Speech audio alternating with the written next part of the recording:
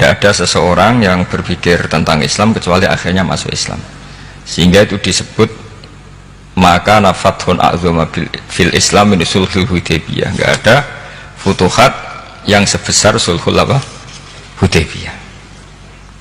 Ya, kitab ini namanya Wadi'ul Labinat Istiqlalil Indonesia. Mungkin santri Tebuireng mungkin lebih tahu ya, karena harusnya lebih tahu. Jadi kalau tahunya baru sekarang ya rodo innalillahi wa inna ilaihi rajiun. Jadi saya tidak perlu bangga lebih tahu, karena memang seharusnya Anda lebih tahu. Kalau tidak ya keterlaluan. Ya, namanya itu Wadi'ul Labinatil Istiqlal al-Indonesia. Ini saya baca, tapi ini demi Gus Dur, artinya bahwa pilihan-pilihan itu mulai ada zaman Mbah Hasyim Asy'ari.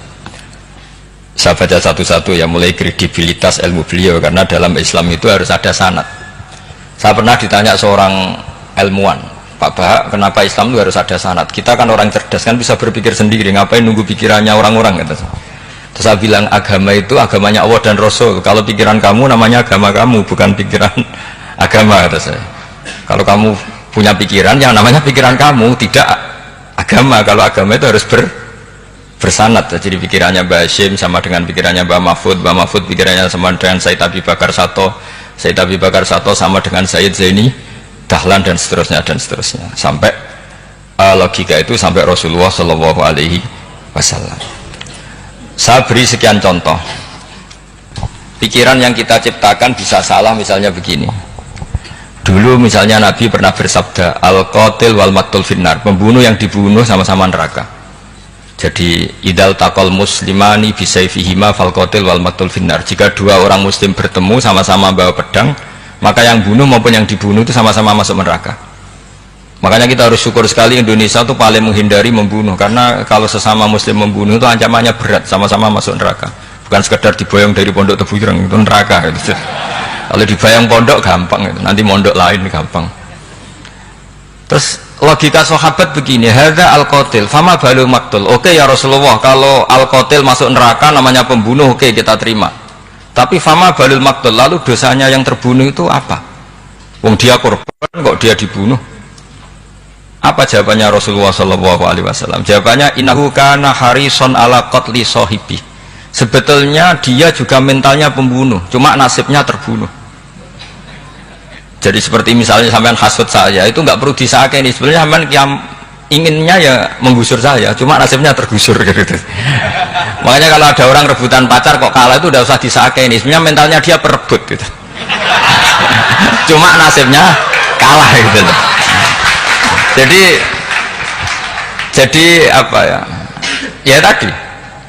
Ya ini penting ya, penting sekali itu. Jadi sebetulnya ketika duel itu semuanya kan mentalnya pembunuh, maka dia nasib saja sebagai maktul, tapi mentalnya pembunuh. Karena dia mentalnya, niatnya, komitmennya pembunuh, maka dia sama-sama di neraka. Maktul itu faktanya terbunuh, tapi mentalnya pembunuh, sehingga hukumannya sebagai pembunuh. Sama kalau sampean berebut itu mentalnya ya berebut, cuma nasibnya kalah atau terebut. Itu soal nasib. Ini saya baca dulu ya, guru-guru Mbah Hasyim supaya clear. Selama ini yang dikenalkan beliau ngaji sama saya Mahfud, saya Khotib Minangkabau. Ini di kitab ini. Saya baca sesuai harokat yang ada di kitab ini. Nanti kalau sampai tidak cocok karena beda madhab, ya nggak apa-apa, asal pinter saja. Karena baca kitab itu unik. Kadang-kadang satu guru sama guru yang lain itu beda-beda. Dan biasanya guru itu nggak mau kalah. Mbah Mun tuh sering cerita, ada kiai maknani wati ini lanwit alu. Itu muridnya gerutu karena pernah mondok itu, kok nggak gitu Pak Guru, di kitab saya maknanya itu pohon elu.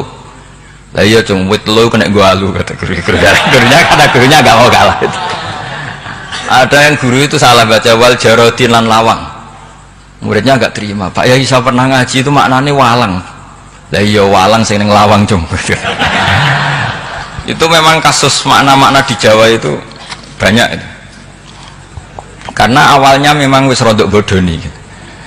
Kenapa saya bilang bodoni? Yang bilang Mbah Mun makna Jawa ono bodoni ini ya. Karena watin itu kan nggak ada di Indonesia. Tapi kiai itu malu kalau gak iso maknani. Akhirnya wati ini wet elu. Tanyakan orang pakar ahli Jawa ya tidak tahu lu itu apa. Pokoknya butuhnya kiai itu ada lafaz ya ada maknanya. Padahal jenis itu nggak ada di Indonesia. Seperti haudat itu maknanya di Jawa sekeduk. Sekeduk itu rumah kecil yang ada di unta zaman dulu. Di Jawa ada enggak? Tidak ada. Kalau kamu tanya orang Jawa ini apa namanya? Namanya ya rumah kecil di atas unta. Tapi Kiai Jawa dulu punya makna namanya apa? Sekeduk. Jadi Kiai Jawa itu luar biasa improvisasinya. Ya rodok bodoni itu. Lah yang sering bodoni itu bab halal haram, tapi bodoni apik. Yang tidak semua bodoni itu buruk, kadang wajib. Betul ya? Ini sama tergesola. Ini karena keahlian fikih saya juga barokahnya Mbah Hasyim Asy'ari supaya beliau senang. Beliau senang karena para nabi, para wali, para ulama itu tidak meninggal. Tadi kalau Mbak Anita bilang wafat itu kalau dalam bahasa Arab wafa yafi wafaan itu maknanya nuhoni. Nuhoni itu sudah memenuhi. Jadi sebenarnya memang nggak pernah ada orang mati itu. Jadi kita punya jatah umur, jatah rezeki sudah terpenuhi semua. Namanya wafat. Dari kata wafa yafi wafaan, sesuatunya sudah penuh maka diambil. Kalau roh sendiri nggak pernah meninggal. Ya roh sendiri kalau Mbak Anita bilang kita memperingati kehidupan Gus Dur ya memang hidup karena tadi nggak ada siapapun bilang orang itu mati. Orang mati itu adalah jasad, rohnya diambil dari jasad. Roh sendiri ini nggak pernah berstatus mati karena makanya orang Jawa semua sepakat wong mati ku piye sing nyawane dijabut, jasadnya mati, nyawanya diambil. Kemudian nyawa ini yang mengalami dapat nikmat maupun dapat azab. Sehingga keyakinan ahli sunnah wal jamaah ini perlu didoakan karena menghadapi Allah butuh topangan doa dan doa itu nggak pernah salah karena otoritas doa itu milik Allah subhanahu wa ta'ala. Nggak bisa kamu nyemprit Allah ini sudah akhirat loh, amal nggak ada gunanya loh, nggak bisa. Allah tetap zat yang bisa mengabulkan doa siapa saja. Sehingga ahli sunnah berpendapat doa itu yanfa'ul mayyit, doa itu manfaat untuk mayit. Sehingga Mbah Hasyim Asy'ari ngarang secara spesifik risalah an ahli sunnah wal jamaah. Di antara yang paling pokok adalah doa yanfa'ul mayit, doa itu manfaat pada mayit. Ini saya hitung ya guru-gurunya Mbah Hasyim. Darus Al-Hadz Muhammad Hasyim Asy'ari ini karangannya Asad Syihab, orang Libanon. Buku ini selesai tahun 72. Beliau lama sekali ikut ngaji di sini sama Mbah Hasyim. Tapi sebagai peneliti, beliau kesini sudah alim. Ndak terus masih ngapalkan alif bata itu ndak, itu masih sudah alim. Darus Al-Hadz Muhammad Hasyim Asy'ari fil Haramil Makki Syarif fi Makkah Al-Mukarramah alaihi ulama. Seterusnya beliau hitung ya. Amsalus Syekh Ahmad Amin Al-Attar wa Sayyid Sultan bin Hasyim wa Sayyid Ahmad Zawawi. Ya dihitung ya sudah berapa itu. Tapi beliau ke sana sudah alim loh. Jangan sampean kira kalau sampean ke sana itu jadi TKI repot nanti itu. Itu kata Mbah Mun kalau ada orang mau mondok Mekah, apa mondok Mekah wis alim dereng. Kersane pinter bahasa Arab kah? Bakul es neng Arab pinter bahasa Arab kah? Jadi kalau beliau kalau sama orang belum alim mondok di Mekah itu agak duka beliau. Ya, Syekh Ahmad Amin Al-Attar, wa Sayyid Sultan bin Hasyim, wa Sayyid Ahmad Zawawi, wa Syekh Ibrahim Arab, wa Sayyid Ahmad bin Hasan Al-Attar, wa Syekh Said Al-Yamani. Ini yang gurunya Mbah Zubair juga guru-gurunya keluarga sarang, wa Sayyid Husain Al-Habsyi. Ini mbah-mbahnya keluarga Habib Anis Solo. Jadi ya pokoknya keluarga besar Solo karena kita tahu Habib Anis itu bin Alwi bin Ali yang punya simtud Duror bin Muhammad bin Husain. Alladzi tawalla mansibal iftah hatta wafatul maniyah wa Sayyid Bakar Sato. Ini yang ngarang Anatut Thalibin. Wa Syekh Rahmatullah wa Sayyid Alawi bin Ahmad As-Segaf. Ini yang ngarang Tarsihul Mustafidin. Kita tahu sarah i'anah paling terkenal adalah dua, I'anatut Thalibin dan Tarsihul Mustafidin. Itu dikarang oleh Alawi bin Ahmad As-Segaf. Terus wa Sayyid Abbas Al-Maliki, itu banyak Sayyid Muhammad. Karena kita tahu Sayyid Muhammad adalah Muhammad bin Alawi bin Abbas ya, Muhammad bin Alawi bin Abbas. Itu juga gurunya Mbah Hasyim. Wa Sayyid Abdul Az-Zawawi wa Syekh Saleh Bafadl wa Syekh Sultan Hasyim Daghestani. Jadi selain guru-guru di Indonesia termasuk Mbah Mahfud Termas, Syekh Khotib Al-Minangkabu, beliau punya guru-guru itu yang saya sebut. Lalu barokahnya guru-guru itu ya, barokahnya guru-guru itu Mbah Hasyim berpikir seperti itu, dan berpikir seperti itu yang mengilhami Gus Wahid, kemudian Gus Wahid mengilhami Gus Dur. Kenapa saya cerita ini? Supaya kamu tahu bahwa pikiran-pikiran besar Gus Dur itu ada sanadnya. Jangan sampai kamu berpikir Gus Dur cerdas muka kan delok film lah, terus gue delok film kan ya repot gitu.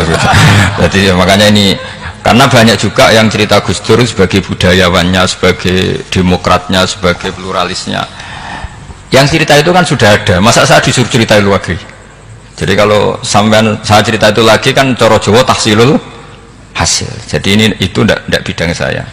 Bidang saya akan melihat Gus Dur sebagai cucu Mbah Hasyim siapa? Asy'ari. Ini saya baca ya. Ini bahasa Jerman tapi sudah diagak-agak Arabkan. Ma'al Muhandis Karel von Schmidt. Ini Mbah Hasyim. Jangan kira yang pernah berkawan ya, bersosialisasi dengan non muslim itu mulai Gus Dur. Mulai Mbah Hasyim ini di halaman 108 kitab tadi. Wadi'ul Labinati Istiqlal al-Indonesia. Kitab ini boleh sampean gasap kok. Nanti setelah ini tak bawa pulang atau sampean gasap nggak apa-apa. Ini santri-santri tefireng nggak apa-apa. Siap ya? Ya nanti bisa dibacak. Lakot kan seterusnya hakon ziaratil ala Muhammad Hasyim maka nadalika fiyaum ini 7 Juli tahun 1936 fi makorihi Tebu Ireng haitsu taqaltu indahu bil muhandis Karel von Schmidt wa kanatil fursa saikhal tahadus ma'ahu tawilan. Terus setelah itu ini ceritanya muallif menangi Mbah Hasyim diskusi sama orang orientalis. Ini kata muallif wahadil uqdatu takunu akidatan wa hiya uqdatul mustasyrikin fa kullu shay'in ya'ti minal ghurbiyin wal irobiyyin wa Eropa ya'tabirunahu dasisah. Jadi zaman itu Mbah Hasyim itu sering punya tamu dari Eropa, dari barat, dari macam-macam. Sumastatrodal muhandis fa terus sampai. Nah ini cerita saja betapa Mbah Hasyim itu perkawanannya luas sekali. Terus ini cerita akhirnya orang ini sampai masuk Islam. Ketika masuk Islam, di antara pesannya Mbah Hasyim, saya ulang lagi, di antara pesannya siapa? Mbah Hasyim itu beliau bilang kamu harus dipikir-pikir lagi katanya. Itu kan satu kearifan Mbah Hasyim ini saya baca karena saya takut ditegur ini, saya juga nunggu surat kok tidak datang-datang ini kok supaya cepat selesai. Ini bebas kalau ada surat malah kebenaran ini karena sudah mulai nyari-nyari ya. Jadi saya mohon nanti kitab ini bisa dikaji di sini, nanti saya tinggal di sini ada cerita-cerita sampai beliau berteman orang Eropa, terus beliau macam-macam sampai terus saya teruskan. Summa arsalat kusirka ila Indonesia amni 1929 watana kolafika sirim nal mudun maka takhiran fi madinati Surabaya di Jawa Syarqiyah wa min huna badadil hidayah wa taufiq taqudanihi ilal khairi hadas lautul hadis bil amil alladhi yakti fatratas tiraq. Jadi orientalis tadi ketika berteman Mbah Hasyim lama-lama tertarik oleh Islam. Ketika mulai tertarik dengan Islam, wa sya'ara bil istiqra aruhi wal amnit tam wa kaifa ya'budu rabbahu ibadatan hakikiyah. Terus mulai tertarik dengan Islam, terus konsultasi sama Mbah Hasyim. Jadi tertariknya barokahnya Mbah Hasyim. Orang ini kemudian wabakiyal muhandis itu insinyur Karel von Schmidt fi Indonesia hatnan dalatil harbul alamiyah sehingga perang dunia kedua selesai wa indama qawamal Indonesiun didal hukmil al-Hulandi fi harbil istiqlal am wa kana muhandis fi sufil Indonesian dafahu islamuhu liya syarika sak terus. Terus ini saya cerita, jadi Mbah Hasyim pernah mengislamkan orang Belanda, orang Jerman. Orang apa? Orang Jerman, terus orang ini hidup di Hamburg. Sampai akhirnya beliau dakwah Islam di sana. Jadi ini ini pentingnya supaya sampean tahu bahwa Tebu Ireng mulai dulu adalah komunitas internasional. Ya, Tebu Ireng mulai dulu adalah komunitas internasional. Jadi terus ketika ngadepi Indonesia yang dijajah, ya Indonesia yang dijajah, ini Mbah Hasyim bersama kawan-kawannya sepakat iktikaf di Multazam. Ini saya baca ya, Wa akhiran istama'a ma'a nukhbatin min haula'i talaba min zalama alaihi al-had Muhammad Hashim ala ayata'ahadu wa yakumu bi amalin fi lailatin lailan min laili syahri Ramadan al-mu'azzam istama'a haula'i talaba waladina yantamuna ila iddati qawamiyatin. Qawamiyah itu kalau bahasa sekarang perlawanan min Afrika wa bildani janubi Asia, Asia Tenggara, wa Asia al-Wusta, Asia Tengah, wal buldan al-Arabiyah. Wa kana al-had Muhammad Hashim Asy'ari ahadahum wa waqafu jami'an amamal multazam bil Ka'batil musyarrafah wa ahadu wa aqsamul yamin ala yakum bil jihad fi sabilillah li ilahi kalimatil islam wa tauhidil muslimin bin nasril ilmi wa tawiyah wa tafaqquh fiddin talaban lil mardatillahi ta'ala la yarjuna min wara'i dzalika malan wala mansiban li anfusihim. Jadi sebelum beliau pulang ke Indonesia itu komunitas Asia Tengah, Asia Dekat, Asia Jauh semuanya dijajah karena Mesir dijajah Perancis, yang Burma dijajah ini, yang Indonesia dijajah ini, semuanya berdoa di Multazam. Intinya Mbah Hashim itu patriotik betul, tapi ya religius betul. Beliau berdoa di Multazam, beliau menyanggupi siap jihad melawan penjajah, tapi saat itu juga berikrar kalau semua itu tidak untuk nyari pangkat. Makanya saya yakin Gus Dur adalah orang saat jabat presiden karena supaya Indonesia tidak chaos. Buktinya apa? Ketika beliau dilengserkan ya santai saja. Wong ngajine wa mal hayatud dunya illa mataul ghurur, jadi ya santai saja itu. Tidak jadi masalah. Terus kitab ini menerangkan, ini saya baca ya, li khidmati dual alladziina laha musta'maratun. Musta'marat itu dijajah mislu Holanda wa Inggris wa Rusia wa Bernisa wa fi hadzal amri bidzat ara anna alal muslimin wal mas'ulin khususan. Ini intinya ulama-ulama yang dari timur jauh kemudian sowan ke Mbah Hashim minta fatwa karena negara-negara mereka juga dijajah. Jadi dulu orang dari Jerman, dari mana-mana belajar Islam juga sama Mbah Hashim. Yang negara-negara Asia Timur, Asia Dekat itu juga kalau konsultasi kemerdekaan juga sama siapa? Mbah Hashim. Jadi uniknya kitab ini ditulis oleh orang Libanon. Jadi orang Libanon itu saking penasarannya sama Mbah Hashim Asy'ari itu datang ke sini. Ya datang apa? Datang ke sini untuk belajar sama Mbah Hashim. Dan diantara belajar itu kemudian sampai sini ternyata tamu-tamunya Mbah Hashim dari berbagai negara, mulai yang konsultasi cara memerdekakan negaranya karena mengalami dijajah sampai cara belajar Islam yang benar, termasuk tadi yang Karel von Schmidt tadi yang masuk Islam karena konsultasi sama Mbah Hashim padahal dia orang Jerman. Terus diantara kelebihannya Mbah Hashim ini juga ditiru Gus Dur, wal haji Muhammad Hashim la yajidu kharajan ayuna kisau sami' wal mukhatab bal yurahibu bidzalik. Mbah Hashim orang yang enggak tersinggung ketika pendapatnya ditentang atau digugat oleh lawan bicaranya. Beliau santai, tidak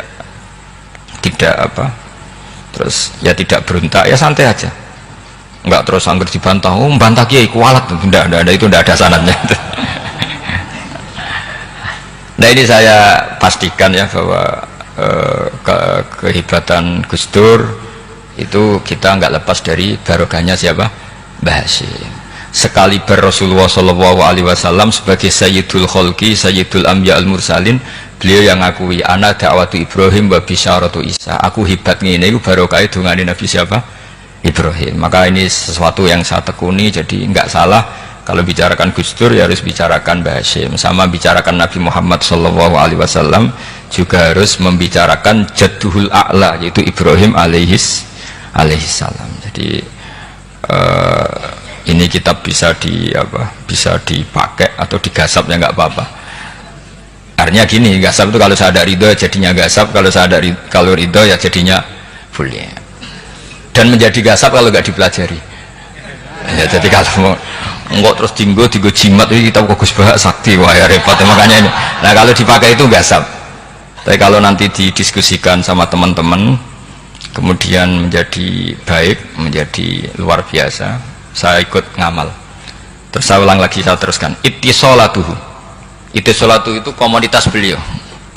Lahu ittisolatun wasi'atun wa mukatabatun ma'a katsirin min zu'ama'il alam al-islami fi dzalikal ahdi.